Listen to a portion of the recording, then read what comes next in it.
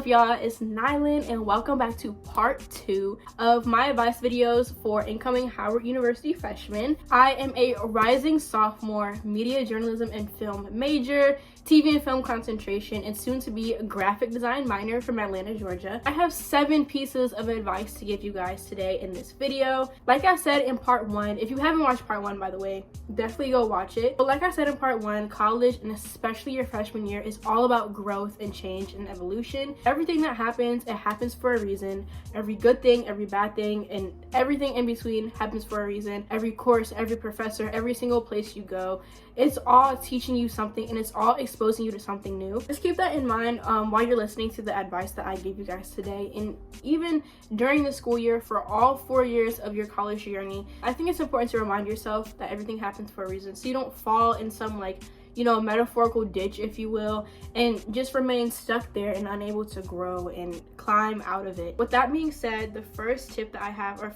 first piece of advice I have for you, is don't be afraid of gaining weight. This is kind of just like a disclaimer because every single person goes through it. Every single person I've talked to about this has experienced it too. It's totally normal. It happens for everyone. Your eating habits are changing, what you're eating is changing, how frequently you eat is changing, and it's all okay. It's all normal. All these changes are normal, particularly for cat food. Cat food is not the most healthy food on the planet. It's a lot of processed stuff, a lot of canned vegetables that don't have a ton of nutrients. So if you can, definitely make sure you still have those in your diet. Fruits and vegetables are very important. Whole Foods is not too far from most of the freshman dorms to Whole Foods, so definitely go. I know at certain parts of the year they have mangoes for $1, or they have discounts for blackberries and strawberries and stuff. I love fruit, so I was constantly at Whole Foods damn near every single week, at least once a week, just buying a little thing of fruit or a couple mangoes or whatever.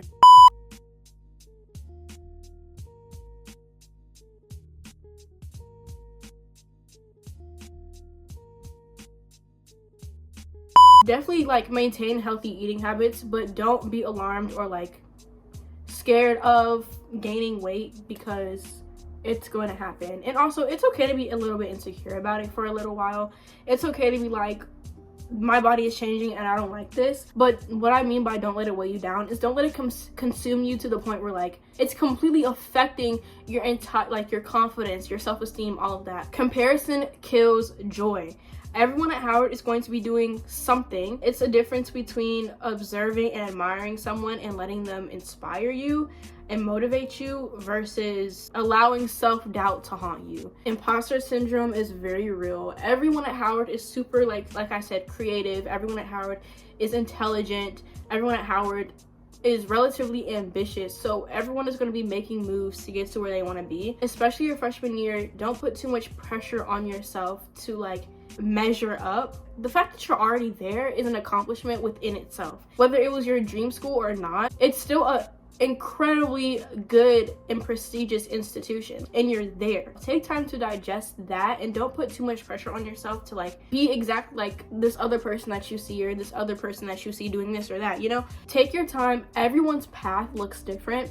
Everyone's steps towards their goal looks different, and it's good to talk to people and exchange ideas, exchange stories about how they got to where they got to, but do not let it make you feel worse about yourself, because that happens, and I've done it before. I've been dang, I wish I was in LA, I wish I had an internship, I wish whatever. As long as you're doing the best that you can, and as long as you're taking the steps that you feel like you want to take, then there's nothing more for you to do. Especially also your freshman year. Let me just say this.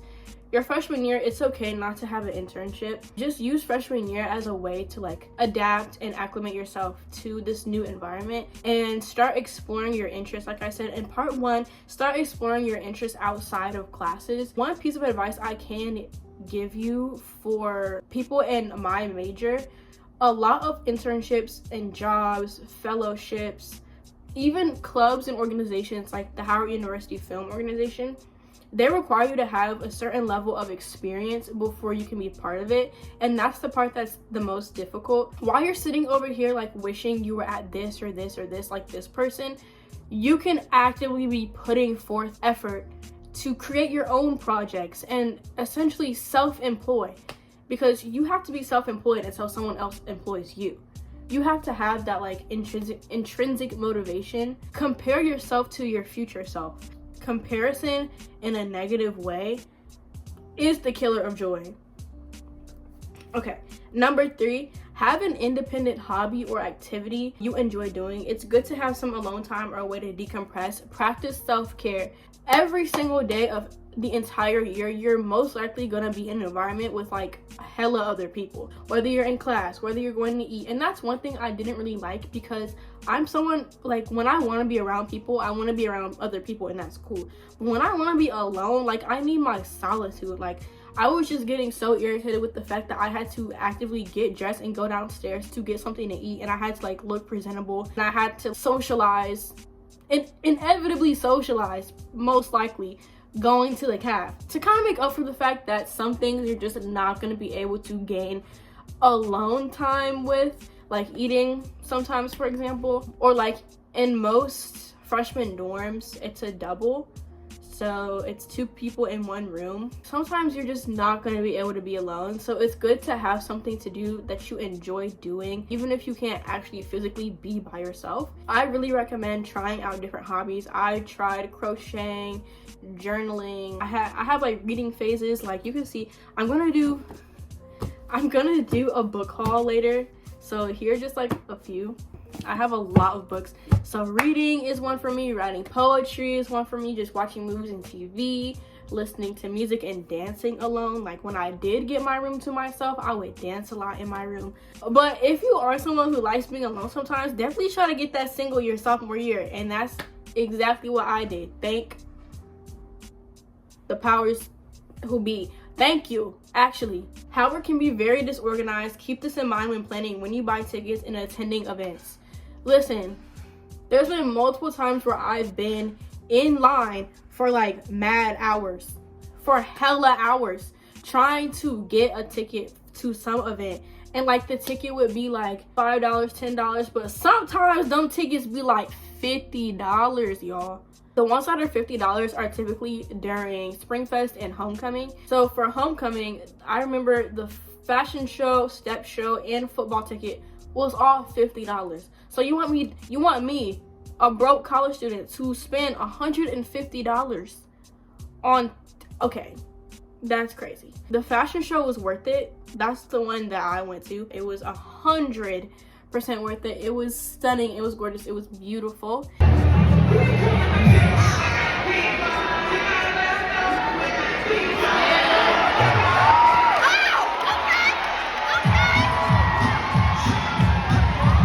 And it was like 3 hours long, so I didn't even stay for the whole time. I left like halfway through because I had somewhere to be. But okay, $50 for 3 hours, okay, I can get with that. But yeah, just keep that in mind. You don't need to be going to every single event that Howard throws or UGSA throws. There's plenty, trust me. If I do have to suggest which ones to like focus on the most, your freshman year, focus on the things that are like only for freshmen, because you don't have 3 other years to go to those things. Don't stress yourself out over like trying to get tickets or whatever for things that you don't really even care about, because it is stressful sometimes trying to like make sure you get your tickets when the site is crashing and the time slots are like messed up. So yeah, definitely focus on things that you genuinely care about. Do not waste your energy and be standing in line in the hot sun for multiple hours if you do not have to be, if you do not want to be, you know?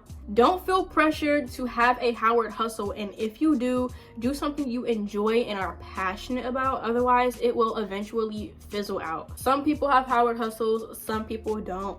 I did not come to Howard with a Howard hustle. I came to Howard with a plan to create a Howard hustle. I remember I wanted to do like a tea business, and then at one point I wanted to do a hair business. The tea business, way too expensive to start, way too difficult to start without a kitchen. Maybe I'll pursue that in the future, but it was just not feasible. And I also wasn't like incredibly passionate about it. So I feel like if I was really passionate about it, I would have spent the money and took the time to like formulate a business plan and like actually make it happen. And then for the hair business, I spent like about $100 on hair products. I spent so much money at that beauty supply store for me to start like a braiding business. And I did braid multiple times, but I braided my friend's hair like 3 times, I think. But under no circumstances was it a business. And I know for sure after I braided my friend's hair for the first time, I was traumatized. It took so much time, and like my hands were like, it was like, bro. But again, if I was extremely passionate about braiding and it's something that like I really enjoy doing, I'm sure I would have found a way to continue paying for it and to actually like create a real life business, you know? If you're gonna have a Howard hustle, don't just have a Howard hustle because you see other people having a Howard hustle and you feel like you need to have one. Do it because either one, you really genuinely like really need that money, or you're passionate about what you're doing, because otherwise it's like you're not gonna have that intrinsic motivation. Like you cannot just do it because you're worried about the fact that this girl has it and you don't, and you wish like you did, and blah, blah, blah, whatever. Typically also, like, keep this in mind, if you're good at what you do and you like what you do, the money will come naturally. Like, that's tea. So for me, I'm a photographer. I wasn't a photographer when I started. When I first came to Howard, I was not a photographer under any circumstances. I got exposed to photography, I modeled, and then I got my own camera. I love her. And I started taking pictures, and that kind of became my Howard hustle. And typically I don't charge for that stuff. Like that was not my plan initially, you know, but if someone offers to pay me, hey. And that's kind of how it became a little bit of a business, but I still don't even consider it like a Howard hustle. I'm not a photographer and I'm not taking pictures to make money. That just kind of that just like a bonus that comes with it at sometimes. So like that's really when something clicks for you and you're like, yeah, I'm passionate about this and I want to put the time and energy in to make this happen and to make this extremely lucrative, and I want to build this and I want to brand this, you know? So just let stuff happen naturally, explore your interests, see what it can become. And even if you're like, okay, I want to make a business from the jump, make sure you're like doing something that you actually like, you know? And then also be doing it for the right reasons too. Next, become friends with security, your RAs, the CAF workers, and your building manager. So for example, one time I got a free meal. One time I saw someone's parent go upstairs. During the year, like any random day, parents are not allowed upstairs into your room unless it's parent weekend or move in or move out. Any other day, they are not allowed upstairs. But this parent was, because the student was genuinely cool with the building manager, so he let them go upstairs. So it's just like little stuff like that. If the security guards like you and they know you and like you talk to them, or you just say hi and bye, you're just nice to them and respectful, you show them that they can trust you, then they'll be more lenient with you. And they're cool. They're all just like regular people. Like they're not police officers. Oh, especially if you live in all girls dorms. Freshman all girls dorms. I stayed in CHN, which is a freshman all girls dorm, and security is inevitably, undeniably more strict because it's a bunch of young women and they have to like pay a close attention to like who's in the building, who's safe, who's not. I mean, all the security guards for all the freshman dorms, or all the dorms that have freshmen, are like a certain level stricter because freshmen are younger, freshmen are like brand new. They're going to be testing their adulthood, you know, they're not going to be as responsible. So to a certain extent, like all the freshman dorms are kind of like that, but especially the all girls ones. At CHN, I have no idea who it was till this day. All I know is that this girl actually ruined a couple weeks of my time there because she snuck in 3 men off the streets of DC. Like 3 men, not students, off the streets of DC, like locals. Why did she bring in 3 men? I don't know, but she got caught, and the entire CHN dorm lost visitation for like a few weeks. and by lost visitation we couldn't bring anyone in, and we also couldn't go to any other dorms. I personally feel like if they just did like 24-hour visitation for everyone, then like there would be no sneaking in. But still, like, why would you bring up 3 locals? Like, just like keep that in mind. They take visitation pretty seriously, so it just helps to be cool with the security guards and the building manager. And like, say you turn in some forms late, like, it's good to be cool with your RA. Take advantage of living in DC. Like, what? Take advantage of living in DC. It's a huge city with lots of really good pockets of people and places and things to do, especially if you're into politics, you're into activism, or you're into art. In part 1, I did talk about the abundance of creativity on campus, but I have not even touched the abundance of creativity off campus. There are lots of different arts, like literally there are drag shows not too far away from campus, and trust and believe I didn't go to one yet, but I will be going to one this upcoming year. There's museums, there's art shows, art events, like everything, film showings, all that kind of stuff. Take advantage of it. For example, there's so many cool places to go take pictures. There's so many cool people you can meet, so many cool shops and stores and thrift stores, and there's like this plant store close to campus, and it's just so cute. It's just like a little plant store. Like, what are you doing if you're not going off camp? Also, the food. Do you understand how good, bro, when you get on campus, you need to head over to Salt and Pepper Kitchen, I think is what it's called. It's an Indian food restaurant, and it's on Georgia Avenue, and it's like right across from SOB on the corner. It's really good. It's kind of expensive, but it's really good Indian food. There's Ethiopian food, Korean food. If I'm not mistaken, there's like a Korean barbecue restaurant down the street. I think it's on Florida. Cuban food, Mexican food, Italian food. There's just so many different kinds of food there. The Caribbean food though goes crazy, and don't just go to the grill. Try as many places as you can, and I mean, you have 4 years to try it, but there are just so many things, like even like right there circling campus. There's like Sankofa. Sankofa is like a black owned bookstore slash media store slash cafe.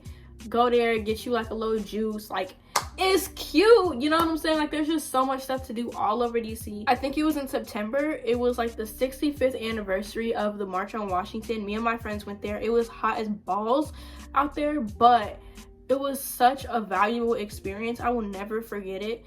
And we cried listening to those speeches. This is what democracy looks like. This is what democracy looks like.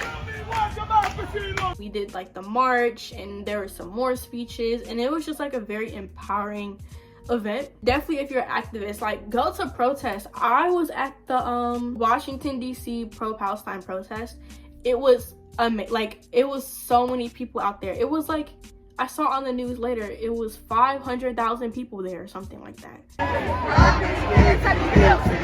It was so many people there, and it's just so amazing that I got to like witness that and be a part of that. You never know, like, you never know what experience you're gonna have. I had no idea it was gonna be that much turnout when I went. I had no idea it would be like on the news. I had no idea it would be the biggest protest in the nation. I got to advocate for something that I'm really passionate about, and I got to do it with my friends. I had a wonderful experience there, and there's just so much stuff: activism, politics, art, culture, food. Like, that's all the advice I have for you guys today. Please let me know if you have any more specific questions in the comments. I am more than happy to answer them, and feel free to DM me on Instagram at NYLENPA. Good luck everyone during your freshman year at Howard University or any college, any university that you're attending.